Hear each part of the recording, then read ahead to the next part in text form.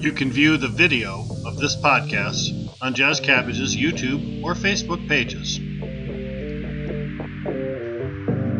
Jazz Cabbage Café presents a very special interview with Jerry Millen of the Greenhouse of Walled Lake, Michigan. Now we're going to jump to another really great interview with somebody that Jamie and I have known for quite a while, Jerry Millen from Greenhouse of Walled Lake. Take it away, Jamie. Hey, Jerry, how you doing, man? You're here with a bunch of us. Sorry about that, man. No problem. Had to update. Had to Right update on my 420. You my saw software. there was a bunch of tomfoolery going on, and you just jumped off. I was like, "What's going on?" I thought it was a raid. I had to jump out, man. So wait, Ryan Basor on the phone here with us. Shelly Smith. You got Berg from Medical Mondays. Colin McDougall, Deborah Young, and Rick Thompson. And so welcome to the show. And we wanted to acknowledge a few things. First of all, you're celebrating 2 years, your 2-year anniversary of operation. It's crazy. I know. Seems like yesterday. Well, you had the place set up ready to operate well before then. You're just Oh yeah. I didn't want Sheriff Bouchard to come get me, so I was ready to go. I had licensed locally, but I didn't execute the license. I paid for him, but I didn't open because I knew I'd be taken to jail. So I just waited. I drove by it a few times, and it was Glad you learned from my lesson. Yeah. Yes. Oak Park, Ooch. And your store carries products from people who we like and who we know, including Real Leaf Solutions. Yep. We love And Chris. Ryan, we got some of Ryan's stuff in here from Redemption. And Redemption stuff is in I think there we need too. some more Redemption, don't we? Yeah, we got a Redemption. Oh, yeah, you need more. We have a whole lot. Basor chimes in and says, "Yeah, Ryan you." is concurring. That you could use a little Ryan's more. going, yeah, you need more. You need more. I'm trying to establish the name of the company as Redemption, kind of like Ryan and Redemption. So we'll work that out in packaging. I like it. Right. Man, and you got a lot of attention. I mean, national interviews and stuff like that for your program of giving people a joint if they demonstrate that they have gotten the vaccination. Yeah, Man, that's awesome. It's the BBC's coming out next week. Actually, they're going to do a story for the BBC. They called me yesterday from Washington D.C. and asked if they could come on do a story. I said absolutely. So yeah, no, it's been kind of Russia today reached out, place in New Zealand, Brazil. It went international, which blew my mind. I never thought in a million years it would get that big, but hey, we'll take it because any way to normalize cannabis is a good thing in my mind. Right. But when you inspire other people to do good things, then it is the acts of individuals on a daily basis where they didn't expect a huge notoriety that sometimes make the biggest splash.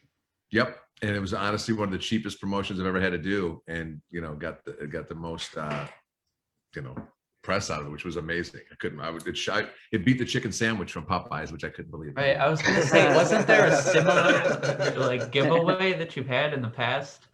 Or Yeah, we did chicken sandwiches, coins for cannabis. I'm always looking for because we can't advertise other than billboards really, and I'm always looking for something different. So when there was a coin shortage, I'm like, who to go to? Let me go to my customers and my patients. They always come through. So I said coins for cannabis, and we had people bring in silver dollars rolled up. It was crazy, but we got a ton of coins. It got me through the coin shortage. And then, with the COVID thing, I talked to my friends over at U Bake and said, hey, you guys want to supply the flour? And they said, sure. So I said, all right, let's do this. And it snowballed. We've given away almost 4,000 of them so far. A lot of t-shirts, a lot of food. I heard the 2,000 number at one point. Man, yeah, I know. 2,000. Yeah, because NBC came out last week and did 3 hits on CNBC and MSNBC. We're on Shepard Smith on Friday on CNBC, and it's blowing up. So we extended it for 30 more days. I'm like, because there's been a problem with the vaccine rollout, and we have a lot of seniors that come to the greenhouse. So a lot of seniors got their free pod, and a lot of the frontline. We have a lot of teachers. They don't want to. When the news crew shows up, they're like, oh no, we can't be on TV. We're teachers, or they're frontline workers, but they can drink a fifth of vodka, and that's okay. Which, Right. which pisses me off. But hey, it's cannabis. Well, I like the way you Small use the steps. term normalize. Yeah, that's what we have to do. And I think the more that we can do things to show our good nature, that we're not just a bunch of dumb stoners. I think that, that speaks volumes. And the more we can get international press and national press, and they just talk about it like it's, because my goal one day is, it should be as normal as going, hey man, you want to have a beer? That's totally acceptable. So you should be like, hey man, you want to smoke a joint? Want to eat a gummy? This should be totally acceptable. And I've been doing that for a while. Right. Yeah, right. it's normal. It's normal. Right. Some of us were already there. We're way ahead of you, buddy. Right. You, Right. you talk about slinging some goodwill. You turkeys and a Christmas gift thing for families.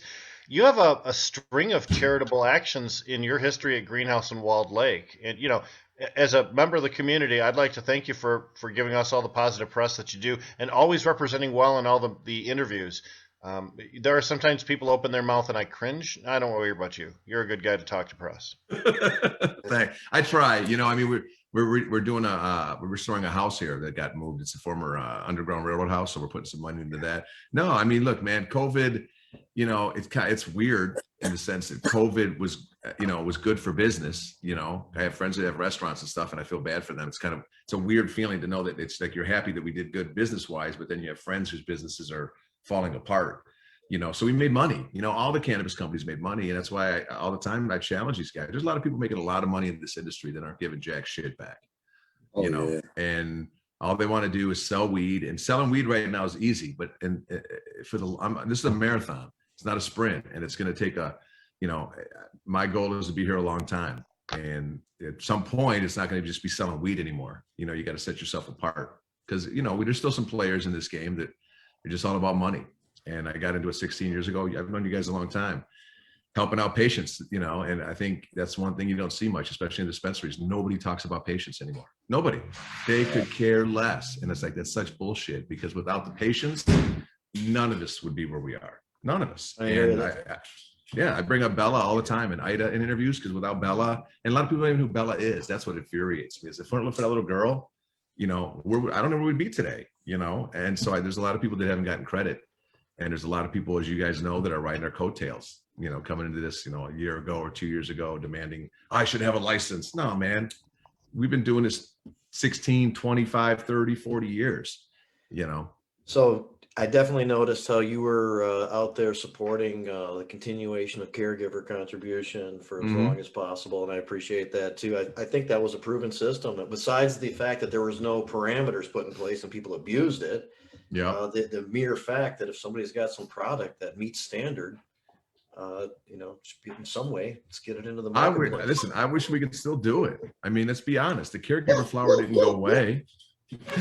You know, it didn't go away. They were encouraged to feed them to be the inventory providers for the longest time, and then just said, "Okay, at this date, that's over." And then there was like that was pretty much right.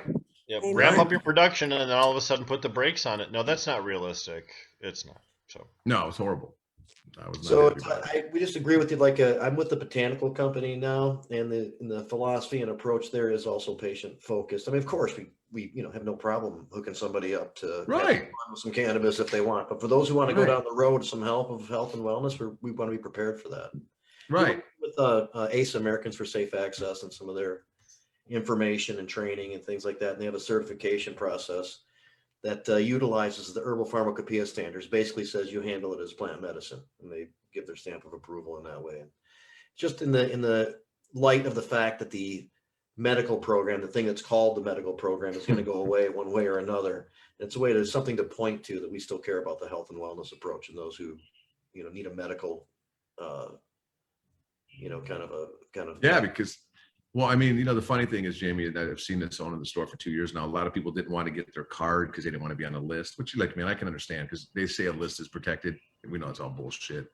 But at the end of the day, you know, the medical and rec, they're gonna mold it together, and patients are going to be left out in the cold. And I mean, whatever I can do to fight that, I will. It's very difficult, but I made a commitment here at the greenhouse that, as long as there's a medical license, I will carry that license here because it's important. And I try to make sure my bud tenders are, you know, a lot of my bud tenders have ailments. So when people come in for rec product now, people that didn't want to get a card are now finding out that there is some medicinal value in cannabis, whether it's sleep or anxiety or pain. They're finding out as rec users that there's, you know, I'm still telling people, get your card. It's going to save you some money. You're going to save that stupid 10% tax.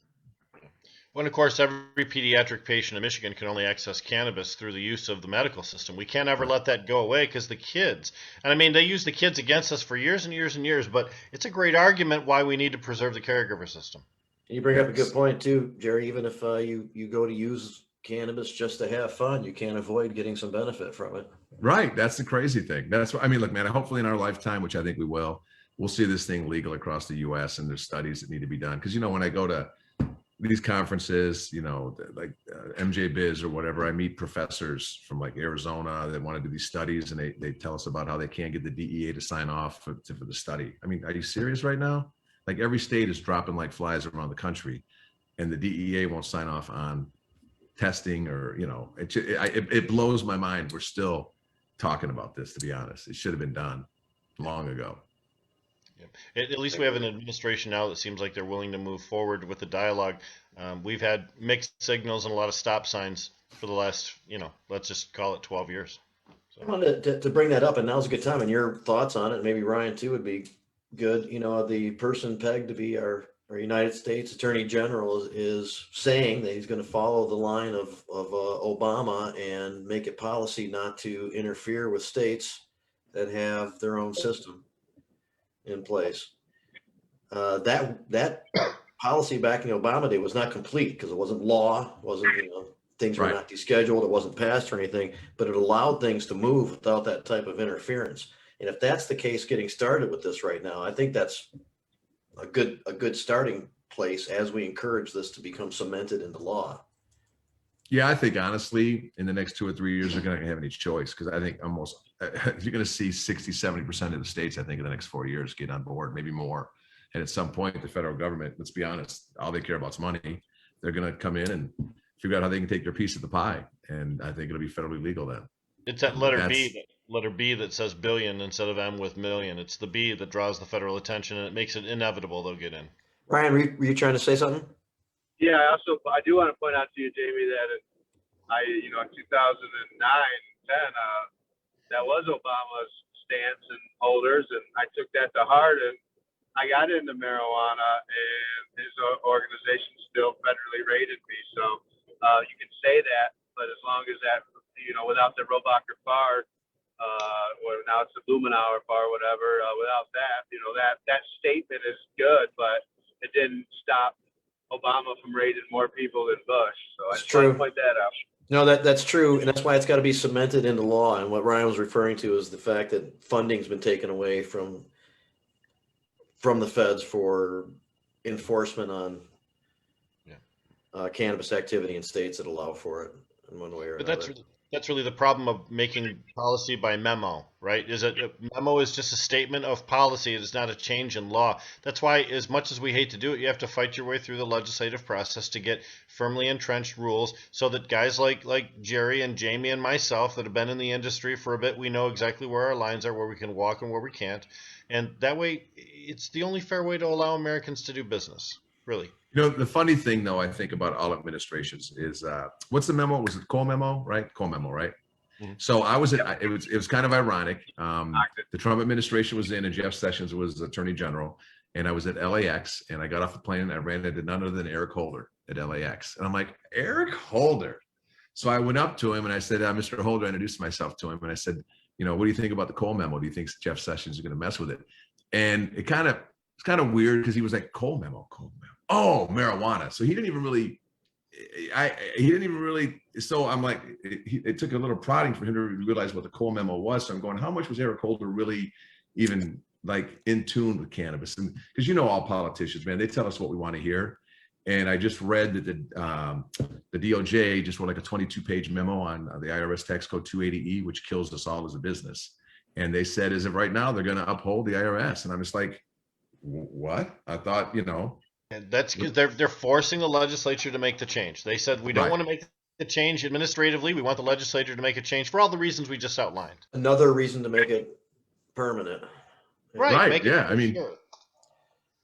it permanent, So we'll see if these guys that came in will toe the line. I'm hoping. The other part of that conversation, and we got into this in Medical Mondays a little bit, is to what degree should the federal government be involved in this?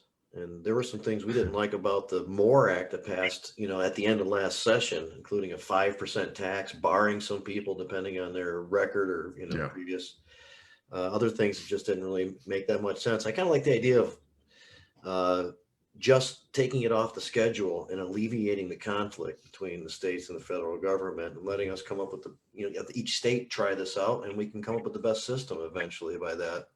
And I think that'll help keep some of the corporate guys out for a while, because that's our biggest thing. You know, what the problem is, we want federal legalization, and once we get it, we could all just go away.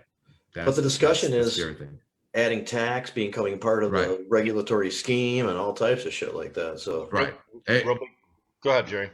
I'd be good. Just let the states, let them do their thing. Just take it, reschedule it, and that's what I would love first. Let that happen for 4 or 5 years, because eventually the big boys are coming. They're going to come for us.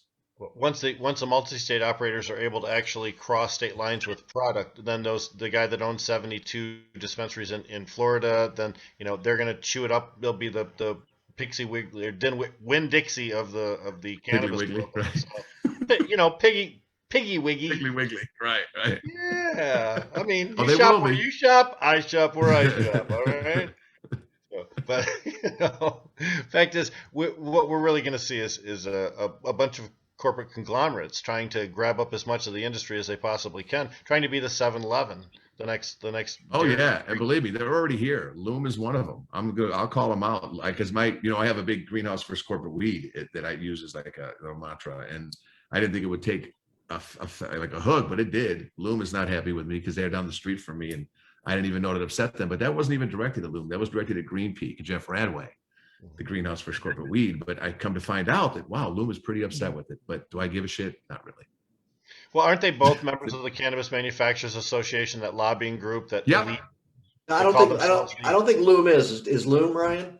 I'm pretty sure Loom they is are. not, but Loom's not, but they're their own entity. That's just they're on the same camp, just not part of that group. Thank you. Philosophically aligned, but doing it themselves. Okay. Yeah. Right. kind of like choice. Yeah, there's a group of people out there that have identified themselves as a self-described gigantic players in the market and want to try and dominate the legislative sphere and dictate to Republican lawmakers what they're going to do in the legislature to support the industry. So we have to watch out. Cannabis pioneers 2.0, they like to call themselves. Oh, is that what? Yeah, okay. Yeah. They're a few generations off, I think. Yeah. Yeah. They need to stick to selling tires. So. Yeah. That's the discount tire guys. Yeah. Did I say that out loud? That was an internal thought. I'm sorry. I bet their weed might taste like tires too. I didn't say that, but hey. The growing medium might have some retread in it. Okay. All right. Oh man. Wow. No idea. Oh, I'm in trouble. Speculative. Okay. I We love don't it. know, but Right. We don't know. Right. You know what they did? I got to tell you a story. You know what they did to me? I got to tell the story. I haven't told you. You know what they did to me? During the first outbreak of COVID, we were allowed to do curbside. So I got about 100 parking spots, and we were doing 1,400 cars a day. It was crazy out there. They got so desperate, they hired a box truck to drive around my parking lot that says the grass is greener at our house. Shorter line. Oh yeah. Shorter lines, cheaper prices. So someone went out. You're going to love this. I got to tell the story because they're going to be really pissed that I did. Wait, who did this? Not too many people Loom come did. to our place. Loom. with shorter Loom Cannabis, Lume Cannabis. Loom did. So come by and find out They why. came on your Shorter lines, property? they drove around the building and through our parking lot. Yeah. With a van. Yeah, with the giant box van with signs on the side of it. So Giant billboard driving through there saying shop at our place. So number one, if I suck that bad as an operator and you can pull my customers with a box fan, then I might as well just close my store. But second, my employees weren't happy about it. I wasn't even at the store at the time. They're sending me pictures. Well, I guess that day somebody put 2 or 3 negative reviews up about Loom. And so I called the CFO, CEO, Doug, somebody. And he's like, oh, no, Jerry, that's not how we operate. I'm sorry. We won't do it again. But, there were 3 negative reviews left on Google by somebody the same day. So we find that very disturbing. So I was like, listen, I will ask my employees. I don't know who did it. I don't know why I'm being held accountable for some negative Google reviews. I go, I'll ask my employees if they put those negative reviews up, the 3, take them down.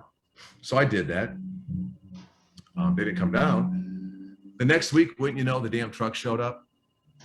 So I called him again, or I sent him a text. I said, is this how you want to go? And his response was, everything we're doing is completely legal. So I went, okay, but I'm kicking their ass in Walled Lake. They can't stand it. So I'll leave it at that. But that's how they operate.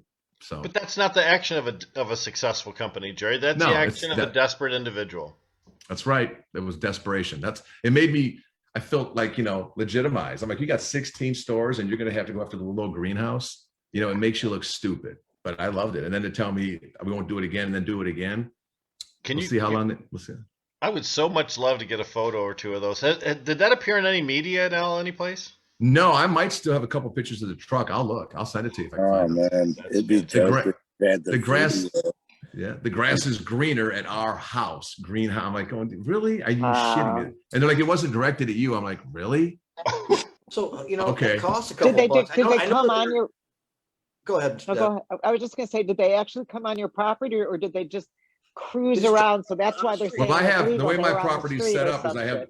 Yeah, the way the property's set up, I have the store on one corner and I bought the adjacent parking lot on the corner, so it's across the street. So they drove Right. through the parking lot and around the building. I don't think it worked. Right. But they kind of yeah, stayed in like a public area so that you couldn't like call the cops and say, oh, they're like right. Oh, I up wouldn't on even my call. I think employees I and love shit. it. Yeah, I think it's Yeah, I humorous mean, because it I makes them think, look I think stupid. it's hilarious. Yeah, I think Mhm. it's pretty hilarious. It makes them look ridiculous. They use their There's probably super- one of your customers who were like who had been to Loom and was like, "Fuck this place," and saw the Right. box truck like Well, that going would just around. reinforce it. These guys are this is a douchebag move here. I mean, Yeah. they have deep pockets. Obviously, they're all. Oh, yeah. So they use their resources to get this truck, to have a driver, to have the graphic image made and put on there. You Big know? box truck, Yeah. not a little one, a I giant mean- box truck, 3 sides. Oh I yeah. mean, that's just a douche Three kind of a sides. move. Yeah, it felt kind of it felt kind of Off good. as much as- Yeah, it felt kind of good though, because it's like they're worried about little old me. I got one store. Jerry. I mean, You're used to having haters, Jerry Millen. Good. I know. Now, Jerry, do My- you have any plans for any additional stores? Any Yeah, I'm working on a couple stores, but obviously, with COVID. And what I've been doing is I'm trying to identify cities I want to be in, because what happens, as we all know, is that a city will say we're going to opt in, and 5,000 people run there and they buy all the property, and property values triple, and everybody fights for the same license, and then they don't get it, so then they sue the city, and then the city pulls the licenses and says we're not doing this. So I'm trying to work with some cities that I want to be in.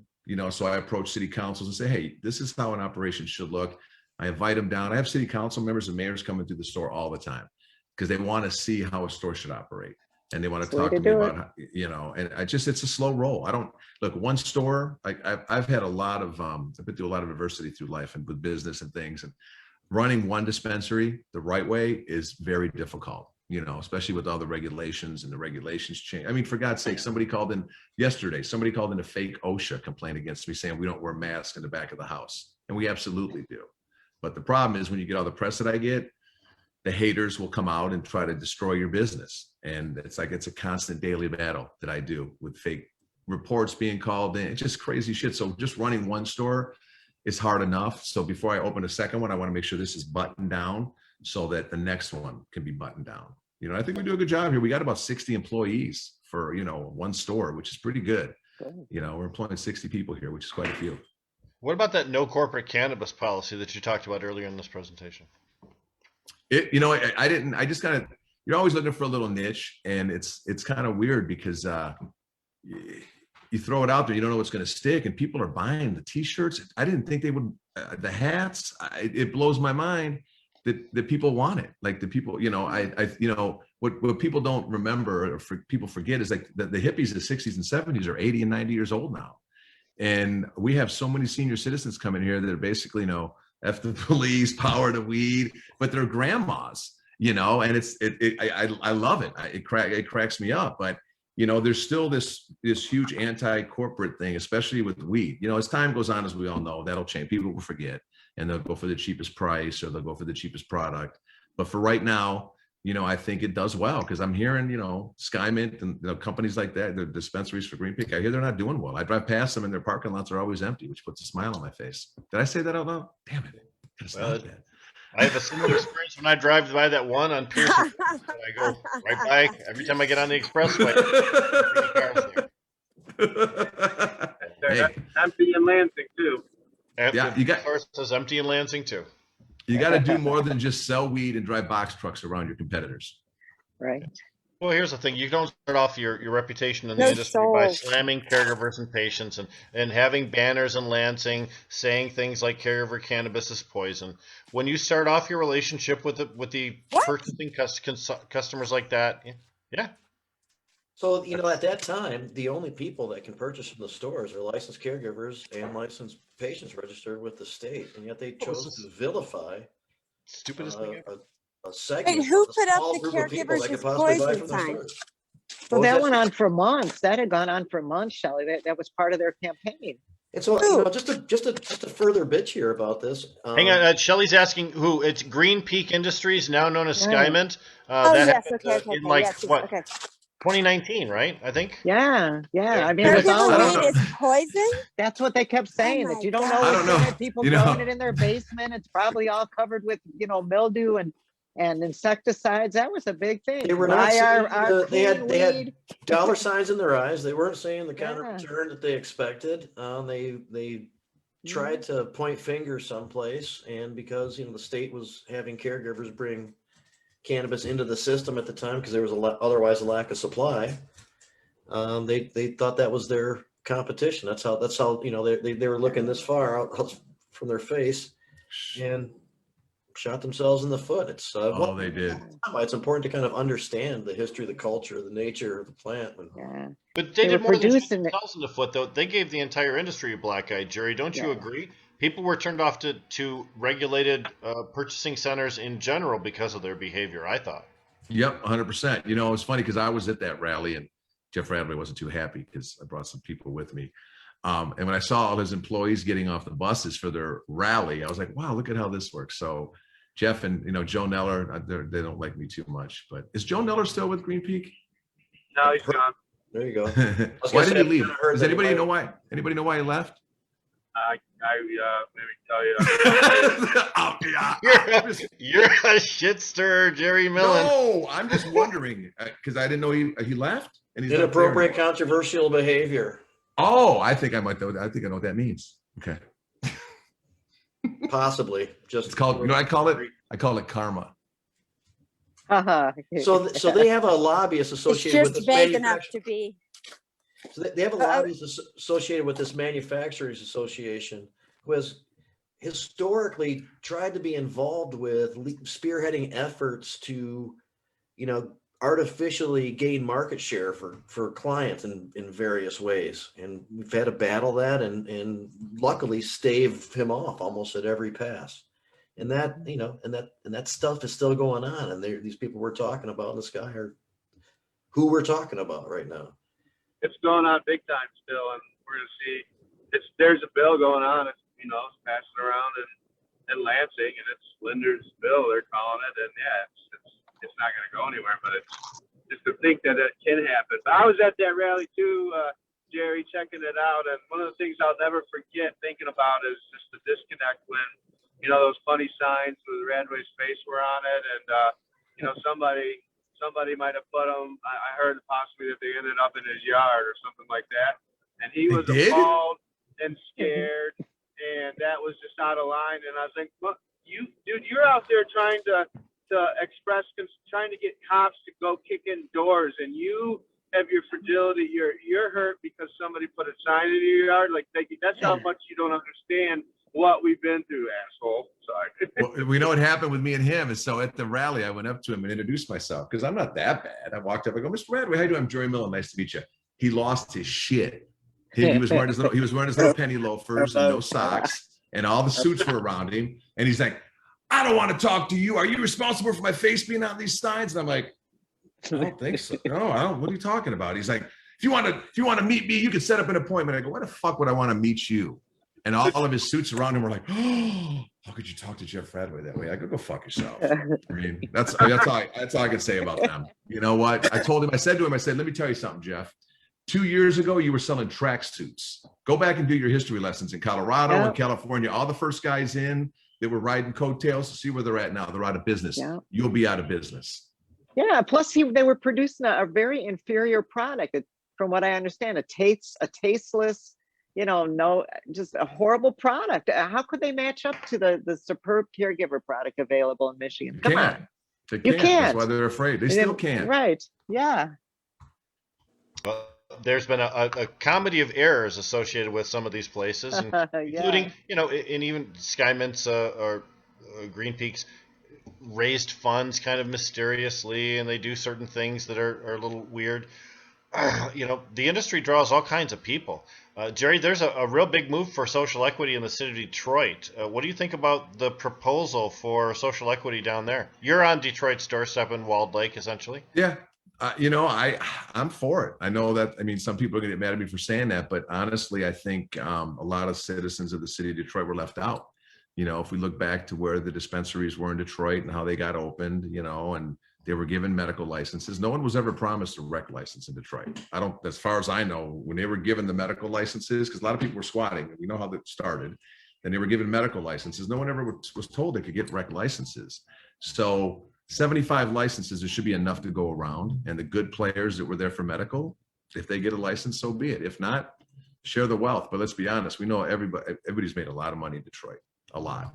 And there's a lot of people that got left out in the cold. And if they can figure out a way to open a dispensary or grow or a process, and more power to them. Yeah. How's Walled Lake? Walled Lake at one point wasn't necessarily very friendly, and they had a long-term testing laboratory in that area too. How's it working with the city? Well, the city's always been great. It was Oakland County. The sheriff for many years didn't like it. So Walled Lake was almost like, Walled Lake to me is the Ann Arbor of Oakland County. They were forward thinking. They allowed 3 dispensaries, and they got raided, and everybody went to jail. And then my one buddy had one of the dispensaries in Walled Lake. He decided to close it up, and I knew there was a license available. So I bought a building, couple buildings down from where he was, renovated it, cleaned it up, and wanted to be a good player. And I got licensed, and the other 2 continued to operate. I never opened because I didn't want to take a chance on not getting a license. And so I paid for my license at the city, didn't open, paid for my license again at the city for the next year, didn't open, and just waited. And nobody at the MRA could believe that I was licensed for 2 years and never opened. I mean, I probably gave up $5-6 million in cash, just profit easily, because there was no, tracking of anything. But I wanted to be a good player because, we need some good faces like you guys. We need some good faces in this cannabis industry, because let's be honest, we all know there's good faces and there's some bad faces in the industry. And the bad faces make us look real bad. So we need 10 times more good faces to make up for the bad faces. Yeah. So I wanted to be a good face. Every bad story that we see in the news media seems to erase, all the good things we've done, and we have to start back from zero, proving ourselves to people again, because, somebody blew up their garage using RSO or something like that. I mean, It's a constant fight, man, especially with the media, because, with the media, they want sensational headlines, and giving away 5,000 turkeys is cool, but somebody blowing up their house is, much cooler video. It's all about, clickbait, let's be honest. So, that's the problem. I think that once the MRA loosens up restrictions on advertising, and it's an opportunity for Greenhouse and other places to advertise in traditional media, all of a sudden those friendly stories will start to flow. Wouldn't you agree, sir? Yes, 100%. Yeah. I mean, that's why I try to find every little nook and cranny to advertise or promote cannabis, but in a good light. And luckily I have my background's in television. So a lot of the reporters, I know the guys, I know everybody in the industry. So when they have a cannabis story, they'll come to me because they know they can come in, get their soundbite, and it's usually on point, and they go. It's not rambling for an hour or 3 hours. So you got to make it easy for them. But I'm calling them all the time with ideas. I'm like, hey, you guys like this idea? Like that idea? I got some cool stuff coming up this summer that we're working on right now, just to to put a good face on cannabis. So hopefully some of these things I got planned this summer don't get canceled. What about vertical integration, Jerry? That's a good question. I always thought you had to be vertically integrated, but I think in a mature market, that's the case. But I think right now, I don't want to be jack of all trades, master of none. And I don't want to have 500. I don't want to have a 500 member board that I have to answer to. So if a grower were to come to me, I might take it. But a friend of mine that has a very large company in Colorado told me a long time ago, don't get a grow. If you have a store, you don't need to grow. Partner up with some good people, help them, keep them alive, and do your thing. And as of right now, that's what we're doing. Maybe down the road, if I got a grow offered to me at a very, very, very reasonable price, maybe I would do it. But I don't know. I don't know about vertical integration, because all the people that are vertically integrated right now are choking. Yeah, it is. Soaking. It's important to do one thing, do it very, very well, become, like you said, a master of that particular skill. Yeah. Vertical integration, for our viewers who may not be familiar with it, means that you grow, process, and then also sell cannabis, which means you need 3 different license types, 3 different set of circumstances, 3 different set of rules. There's some potentially secure transport that's involved in between those locations if they're not co-located on a single facility. So there's a lot of factors that enter into it, and it does make it impossible for one single guy to do it. You would have to have a big board. You're right, Jerry. Yeah, and look, I'm in no hurry. I mean, at the end of the day, money is not. I mean, it sounds like a cliche, but money's not that important to me. I mean, I have an Apple Watch and a lease car. I'm not driving a Porsche, and I don't have a Rolex. You know, it's not. That's not who I am. And that's why giving back doesn't kill me. You know, I bet you we probably gave $50,000 away last year, and we'll do it again this year. You know, and $50,000 to one person—that's a lot, but you know what? We're doing well, and it doesn't hurt me to give back. And it's the only way we're ever going to push cannabis to the normalization it needs to be, is by showing that we're good people. And by building relationships. You're building relationships Yeah. with your local community. You're rebuilding this underground Historic railroad house. Yep. Can Yep. you talk a little bit about that? Because that's a fascinating idea. Yeah, it was a house that was built in 1830. It's called the Banks House or Foster Farms House, and it was moved to this park right across the street.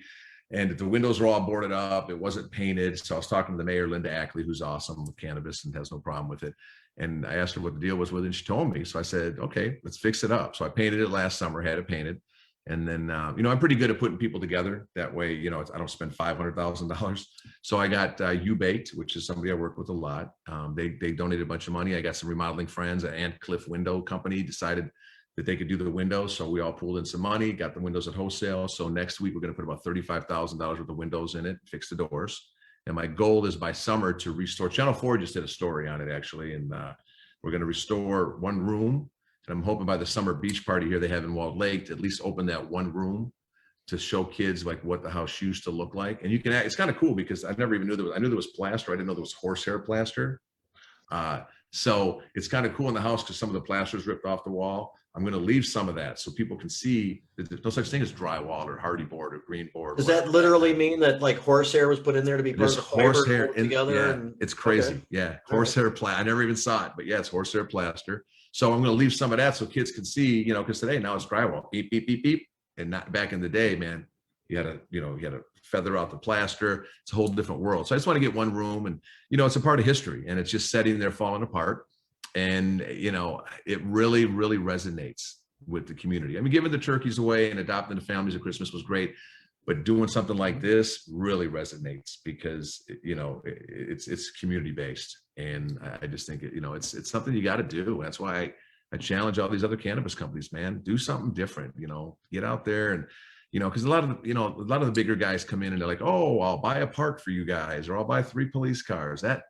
No, get involved in the community, you know, more than just giving money. And Jerry, is the eventual goal to turn that into a museum, so to speak? That sounds like what the usage you're describing.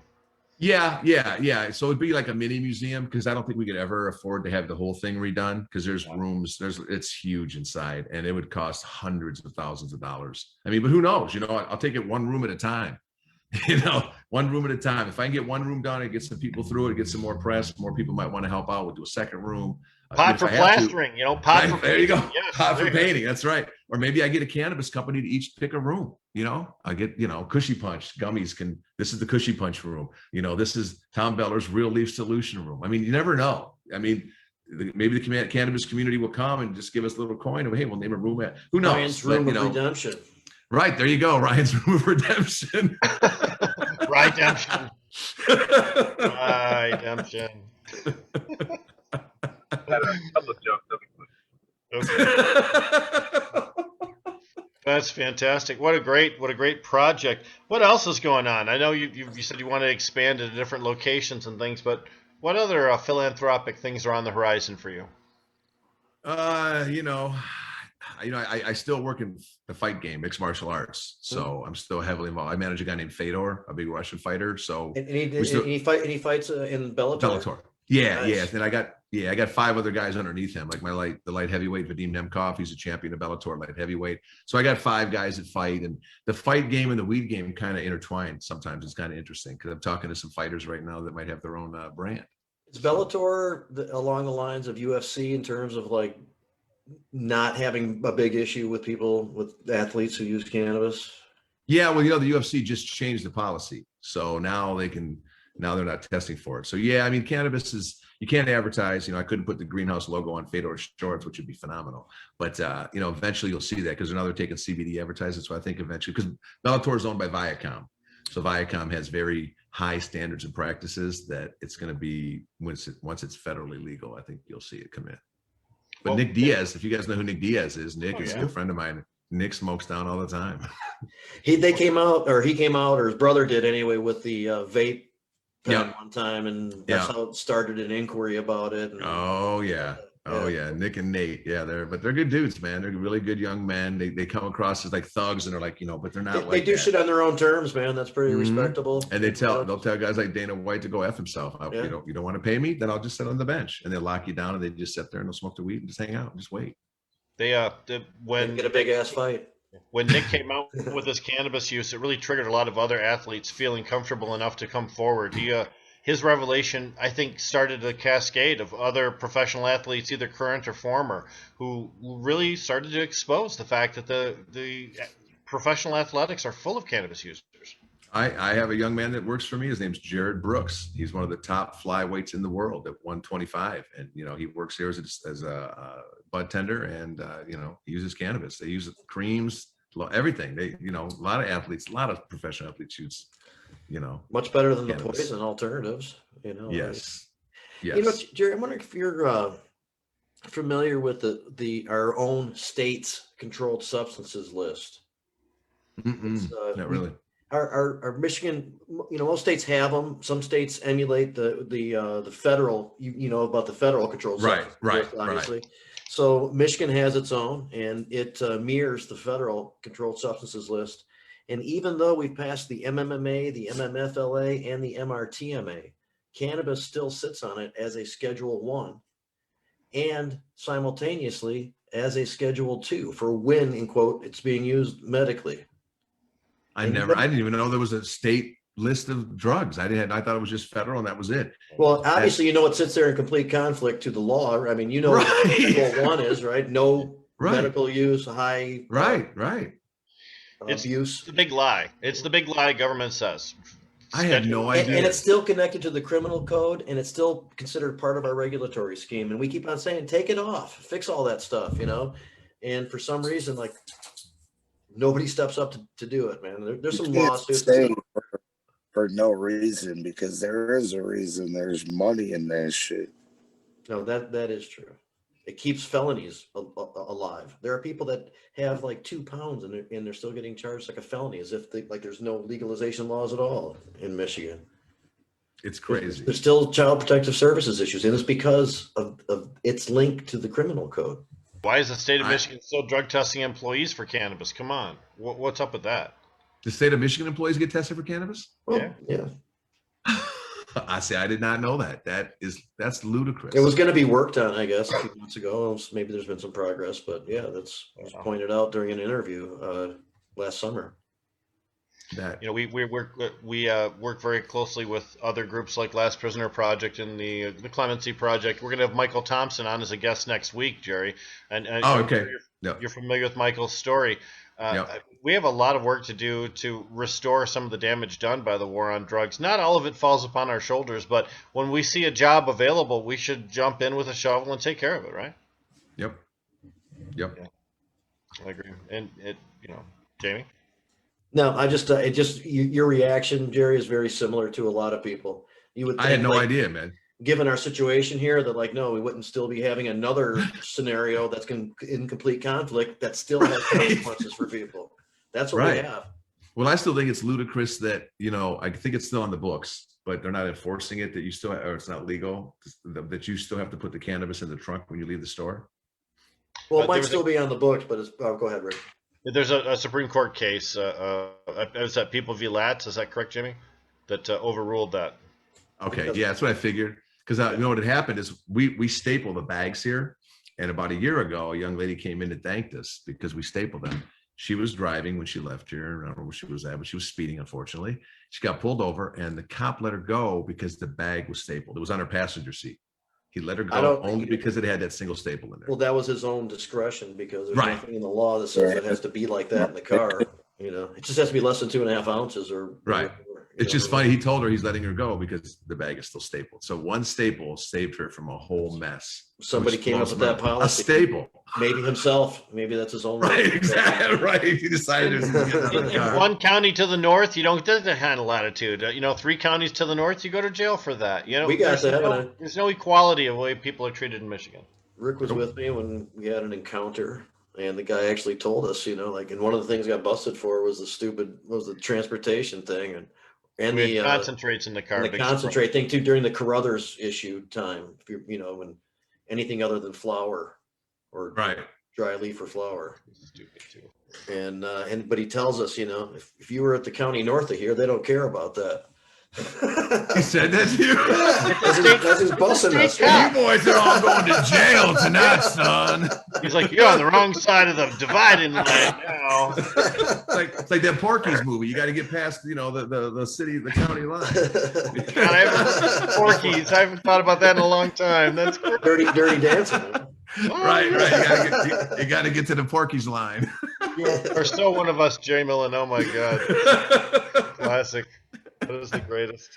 Hey, so we have some legislative efforts, or we're making noise about this deschedule thing in state. I'm definitely going to let you know about it. Yeah, let me know, because I'm glad I know that now, because that's complete BS. So I'm going to talk to some of the reps that I know and be like, yo, man, why don't you take up this effort? And if you also want to work in partnership with other like-minded places, man, Botanical Company would like to do some joint efforts and community outreach, and I know Ohm does too. When you say joint efforts, what do you mean exactly? Work together. Reach out to Mike. Like smoke a lot of joints and work together to help people. Like joint efforts, no pun intended. Hey, well, that'd be a great way to promo it, right? Exactly. This is a joint effort. Many joints went into this effort. Yeah. That's right. Yeah. No, I'm always happy to fight, man. That's the nature of me, that I like. I get bored real easy, so I like to fight. It's in me. Oh. We point that in the right direction, and that works. Mm-hmm. So you've stayed with the fight game for a while. You have a history in that before cannabis. Yeah. Oh, yeah. I started off as a reporter here in Detroit for sports, and then I went to LA for E! Channel and then Extra in New York. And I hated television. I hated Hollywood because it was just not. People in Hollywood they're out there, man. They're just very self-absorbed, celebrities. It's very strange out there. So I had to get out, and I got a job in Japan, in Tokyo, for about 10 years. I commuted back and forth to Tokyo. I've been there almost 200 times. A company called Pride Fighting Championships. It was huge before UFC. And then we had a little Yakuza scandal, which is a Japanese mob. If anybody knows about the Yakuza, supposedly the company was run by the Yakuza. I never saw them. I don't ask those kind of questions in Tokyo, Yakuza company. But we got a little problem, and we got kicked off network TV, and UFC bought us and shut us down. That's how I got into cannabis in the sense that I was traveling to Japan so much, I was watching my young children grow up while I'm on an airplane. So I'm like, I got to find something I could stay home. And I initially, 17 years ago, when I first started getting into it, I looked at it just as a business, because I didn't know the medical effects of it. And I learned, took classes, met with CPAs, lawyers, took all these seminars.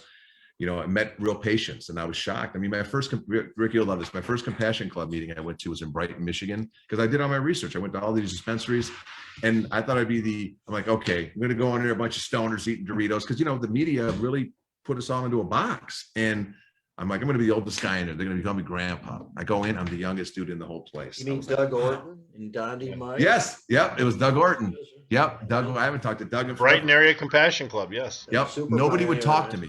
Yep. Nobody would talk to me for 3 meetings. So finally I asked this little grandma, I said, ma'am, nobody will talk to me here. What's going on? She's like, oh, honey, I'm sorry. We thought you were the cops. They thought I was an undercover police officer, and I was there to try to get them rated. I'm like, this is insane that this grandmother thinks that I'm a cop. I'm here to take her 5 plants that's on her back porch and put her in jail. And that's when I was like, this shit's got to change. This is crazy. And that was a legitimate fear she had. Yeah, that should happen. A legitimate fear. Yep. Yeah. And because at that time it was happening to everybody. It was a vet there. They went in, they took his car. They poured motor oil all over his floor. I heard all kinds of horror stories. They were peeing in the ovens and shit. I'm like, what? This is crazy. Lady in the Taos area put her plant in the front window. One plant in the front window, of her house. And they came and got her. And doing all types of shit over it. Yeah. Yeah, it's crazy, man. Yeah, and then there was the grandmother. The police came to return a cell phone that was lost. And roaches in her ashtray, and she didn't have her card, so they arrested her. Yeah. There's a very famous case in St. Clair County too, where a couple of women were raided, and they hung their underwear from the ceiling fan, and just unnecessary destruction done simply for whatever purpose. You heard about the sex toys, right? Yes, you heard about the sex. Was that the same story? They took her sex toys. They took pictures of them because they didn't want her to come and try to reclaim her property. Thought they would embarrass her. Yep. And actually, what happened is Robin Snyder, arranged her to come and testify in front of the Michigan House of Representatives, where she talked about what they took from her and what they had done, and that led to some of the asset forfeiture law reform that we saw. So yeah, we needed that for sure. And Camorn was her attorney too. Camorn and Fraser worked with her a lot in that. Yeah. So we're looking at the actions, Jerry. Your Pot for Shots program is gone almost international now. Well, for sure international. Russia, you said, interviewed you earlier. Yeah, and BBC will be out next week. So they sent me an email going, hey, how'd you like to take this thing international? We want to come do a story. I said, absolutely. Yeah. Let's do this. Hey, I said, absolutely. The Dildos for Justice campaign. We're being reminded in the part of what that was based on. Exactly what it was. I have the T-shirt. I wish I'd known we were going to talk about this. I'd have worn it. What was it called? Dildos for Justice. You gave me an idea. Next Valentine's Day, dildos for dads. No, I'm just saying. I'm just kidding. You're not going to recycle them. That's gross. Okay. Only here can we go from Pot for Shots to dildos. Jazz Cabbage Café. Oh my God. Oh, we had Razor Ray on last week, and I think pussy was his favorite word, and he said like 5. Usually an endless stream of dick with Ray, and he shook it up a little bit. It's cool. It's fun. I mark it as explicit when we put it on Spotify and all the different networks, so that everybody knows what you get when you come on. Jerry, it's been really fun talking with you. I don't know if you have any more time to give. We've got Jim Salame here too. We just left Apothecare, and we wanted to talk to him also. But do you have time to hang out, or is it? I got Joey Koser is here at the store because Joey's a big cannabis advocate, so he's downstairs waiting for me. So I got to jump down there with him so he doesn't beat me up because he was the enforcer. Former Red Wing Joey Koser, yes, we know. Nice. Yeah. So Joey's downstairs, so if I don't get down there, he might beat my ass. So, but I appreciate you guys, man. I miss seeing you guys. I'm sure hopefully one day we'll be all in the same room without masks and hanging out, sharing a doob or whatever. We'll be in touch, man. Looking forward. All right, man. Thank you very much, man. Great job. Thanks for the time, brother. Take care, guys. Bye.